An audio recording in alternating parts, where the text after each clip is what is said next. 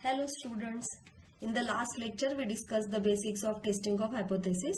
We also discussed size of the test, level of significance of the test. Now let us consider power of the test. So let beta theta be the probability that x belongs to critical region for every theta in the parameter space specified by the H1, means the alternative hypothesis.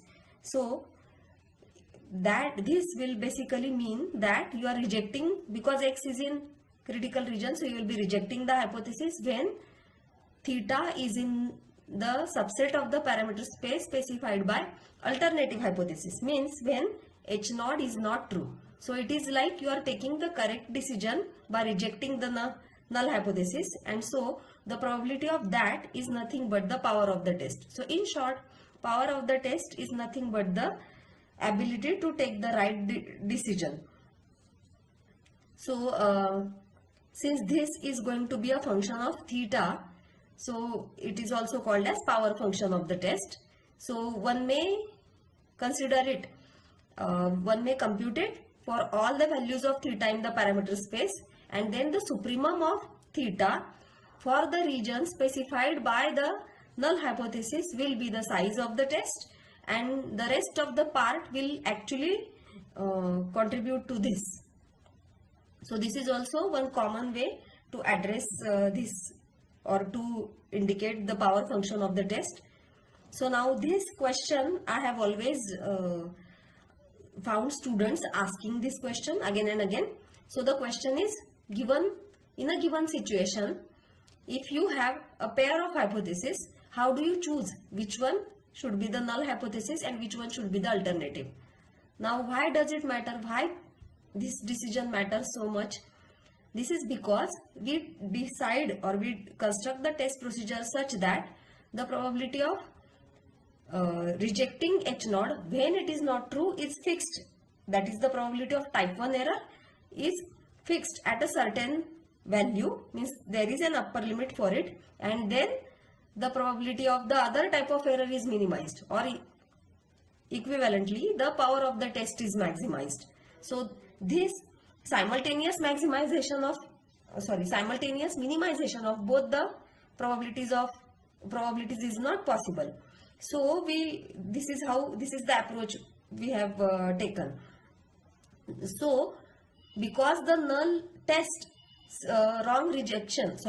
hypothesis wrong rejection takes a certain chance, so it matters which hypothesis we are choosing as a null hypothesis.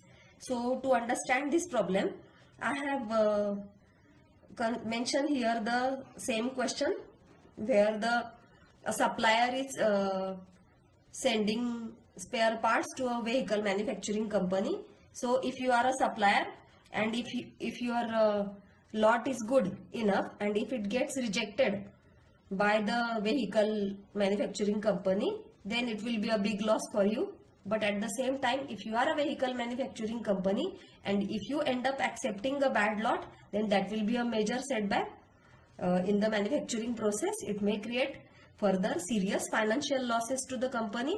So it depends on your role in the given situation, and then accordingly you should decide the appropriate hypothesis as a null hypothesis. So for example, if you are a seller, then H naught should be theta less than or equal to 0.005, means that should be your H naught. So all this discussion I have mentioned here, and if you are a buyer, then now I think you should try to answer this based on what I have discussed. So see, this is how the power function plays a role here. So I have tried to summarize the answer here like this. The hypothesis whose wrong rejection is a more critical or serious error than the wrong acceptance of the other hypothesis is usually chosen as a null hypothesis. So, but isn't it, don't you think that it is going to depend on the setup, means this accepting and rejecting is very much data driven? Can something better approach, or can we do something about it? So, and how do we choose alpha? After all, everything is going to depend on your choice of alpha, na? The size, the level of significance of the test. The common values are 1% and 5%. But see, it can happen that at for one level of significance you are rejecting the hypothesis, but for the other level you are not rejecting, or vice versa also can happen. So, the choice of level of significance is going to hamper the decision about the hypothesis, and so one should be careful when you choose the alpha. But then in what way can you take the care? So this solution to this problem is provided by the concept of p-value. So instead of choosing alpha arbitrarily, it is better to report the p-value of the test, which is nothing but the smallest level of significance which leads to the rejection of the null hypothesis. So what is the minimum value of the level of significance for which the hypothesis will get rejected? That value is nothing but your p-value. We will, once we are done with the numerical problems, we will come to the concept of p-value again. Till then, just keep in your mind that this is how we define the p-value. This is the most general way to define the p-value.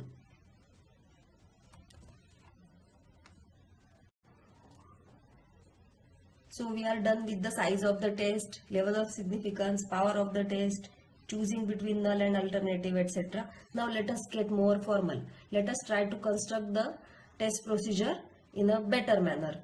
So instead of test, it's not necessary that every time you would be accepting or rejecting the hypothesis.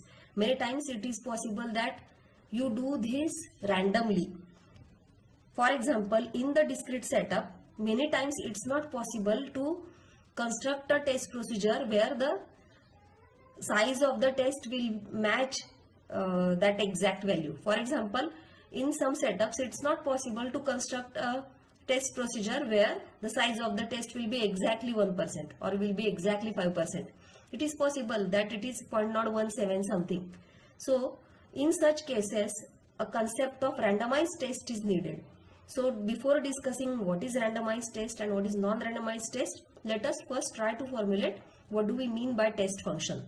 So basically, the idea of critical region or rejection region is generalized by defining a function which is based on the sample values x1, x2, xn, and it takes values in the closed interval 0 to 1.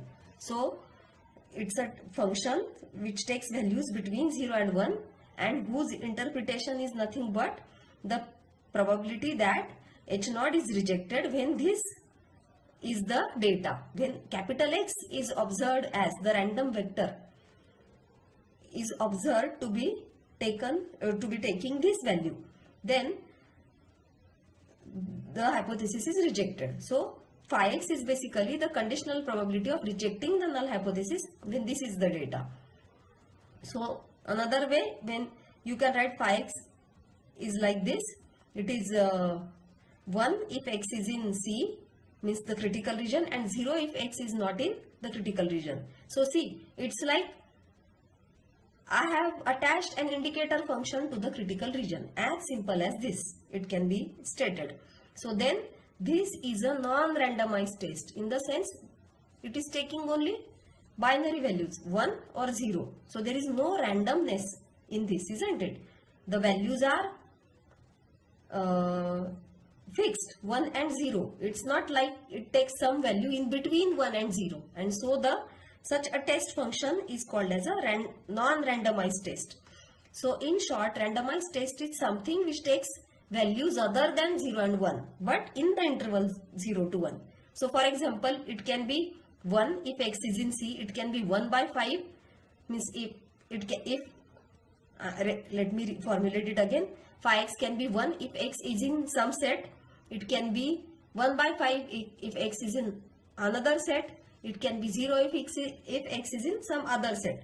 These three sets finally should should cover the entire parameter space, means these three sets together should form a partition of the sample space. So we will talk about randomized test again. We will come back to it. Let us now consider for the time being the non-randomized test. So now let us try to formulate the testing problem in the most general form. So suppose you have a random sample from some discrete distribution or some continuous distribution or some mixed type distribution. Everything is allowed here. So suppose you have a random sample from a probability distribution with indexing parameter theta, where theta belongs to a parameter space which is a subset, proper or improper subset of real line. So in short, theta is a real valued parameter. Now what null hypothesis does is it takes a subset of the parameter space and claims that theta belongs to this particular subset, which we have denoted it here by script theta node. And H1, what it does is it takes another subset of the parameter space and then it says that theta belongs to script theta 1. So now the most common way is usually that script theta 1 is a complement of script theta node, complement with respect to the parameter space.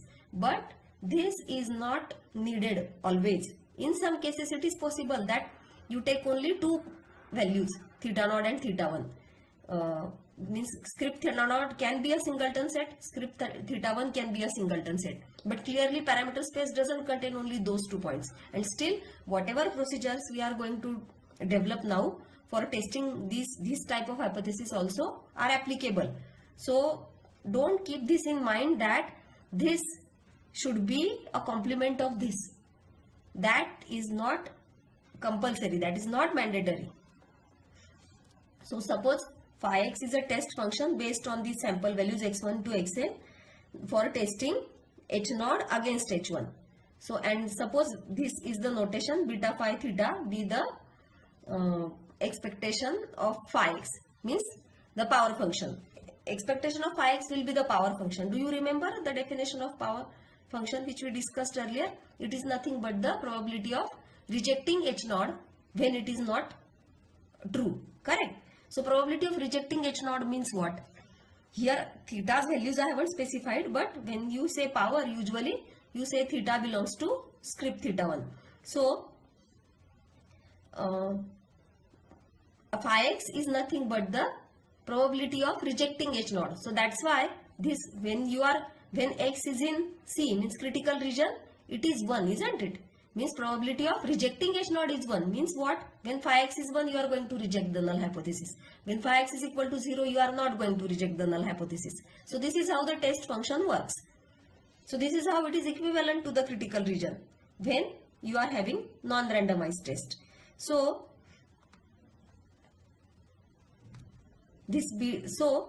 probability of rejecting h naught will be simply expectation of phi x. Why? Because it will be simply 1 into probability that x belongs to C, which is nothing but probability that x belongs to C. And so you can say that this beta phi theta is nothing but expectation of the random vector, random variable phi x, because x itself is a bunch of random variables and phi is a function based on this set of random variables. So phi is again a random variable. And so in fact it takes values, it's a random variable which takes values in the closed interval 0 to 1. So its expectation is nothing but the power function. So remember this is a important point. So now you might have heard all these terms, most powerful test, uniformly most powerful test. So before talking about this, let us first try to understand what do we mean by most powerful test and why do we need most powerful test? How did we come up with this concept? I think so far you might have understood the notions of size and level of significance and why they were needed. Because once you come up with a testing procedure, it's a statistical procedure where errors are unavoidable. You are bound to make errors. So just yesterday I came across a very nice example of type 1 error and type 2 error. So type 1 error, it's like just looking at the pictures, beautiful pictures of the food people share on their WhatsApp status or Facebook, and then based on that picture, if you try to judge the taste of that item, then it may not be that good, but the picture may be really good. Or other way also it is possible. Picture is not that good, but the item was very tasty. So both types of errors are possible, isn't it? So all the time when there is a procedure, statistical procedure, error is unavoidable. So how do we handle it? So what we do is we minimize the probability of, we fix the probability of type 1 error to a lower level, and then we try to minimize the probability of type 2 error. This is how our approach is decided. Now once we take up this approach, isn't it possible that there are several procedures which have the same probability of type 1 error and type 2 error? So then how do we choose? Or it is possible that there are many test procedures where the probability of type 1 error is same, but probability of type 2 error is different. Then obviously you will go for that test where the probability of type 2 error is minimum. Means in other words, power of the test is maximum, and that's why we need the test function which has maximum power, or the test procedure which has most power, and hence the concept of most powerful test has come into existence. Now, why do we need the term uniform most powerful, uniformly most powerful? So notice that power being a function of theta under script theta 1, see, when this function, this is a function of theta basically, expectation of phi x for theta, this is going to be a function of theta. So that's why we have used this notation. So this beta phi theta is going to be a function of theta. So as long as theta is in script theta naught, means this set, you are talking about size. The moment you jump, this theta changes and theta enters this subset. Then you are talking about the power actually. So now, isn't it possible that you will have different power functions for different test procedures? So then how do you compare? Because as you are talking about comparison among functions and not comparison among two values. Because as theta changes, different test procedures may have different powers for different values of theta. So how do you compare them then? That is the question.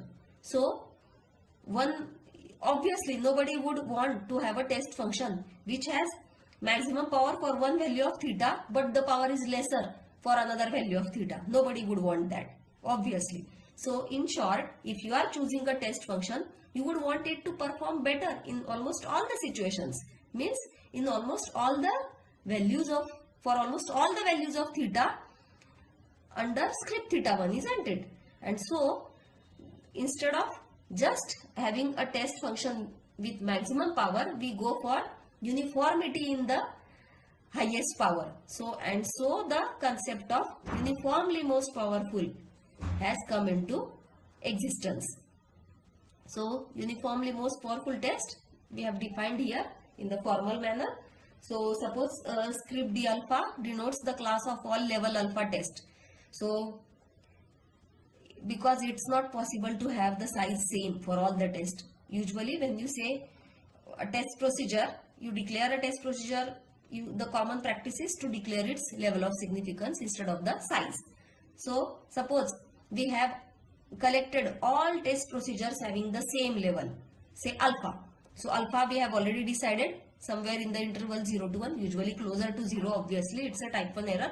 You wouldn't want it alpha to be closer to 1, you would want it to be closer to 0. So somewhere alpha is closer to 0. So now I have gathered all the tests whose level of significance is alpha. So this is how we define the level. So supremum of beta phi theta means supremum of expectation of theta, expectation of phi x under the value theta, where theta belongs to script theta naught. That is nothing but the maximum possible probability of type 1 error. So this maximum possible probability of type 1 error should not be more than alpha. That is what we mean by level alpha test. So in this class we have gathered all such test procedures. Now how do we define a uniformly most powerful test of level alpha? So firstly the test should be a level alpha test. So suppose phi star is a level alpha test, means phi star belongs to this class. And secondly, the power function of this test should be more than power function of any other test belonging to this class. Sorry, and this should happen for every theta in the subset of the parameter space specified by the alternative hypothesis. So this, for every theta in the script theta 1, this statement gives the term uniformity, uniformly most powerful. Because of this, we call it uniformly most powerful test. So if such a test exists, then this test is said to be uniformly most powerful test for for testing H naught against H1. H naught and H1 we have already specified earlier. So now is it easily possible to construct UMP test for complex hypothesis? Suppose hypothesis like H naught is theta belongs to open interval AB against H1 is theta is either less than or equal to A or greater than B. Something like this, can we handle something like this interval kind of hypothesis or hypothesis of this type? H naught theta is theta naught and H1 is theta is not equal to theta naught. Something like this. So it's not that easy to begin with. So to begin with, we consider the simplest possible case. So that is, we assume the script theta naught to be a singleton set and script theta 1 also to be a singleton set. So it means H naught is theta is equal to theta naught and H1 is theta is equal to theta 1. So what we have done is, we have simply chosen 2 points from the parameter space and 1 point specifies the null hypothesis and the other specifies the alternative hypothesis. So this problem where the probability distribution is completely specified. See here, I know. So if I have a random variable say x and H naught is theta equal to theta naught and x's distribution involves this indexing parameter and H naught is theta equal to theta naught, then I have complete knowledge about the distribution through this H naught. So similarly H1 also. So such a hypothesis where the distribution of the underlying random variable is completely specified is called as simple hypothesis. So this is a problem of testing simple null hypothesis against simple alternative hypothesis. So how do we go about this? What will happen? How do we start? So let us continue this discussion in the next class.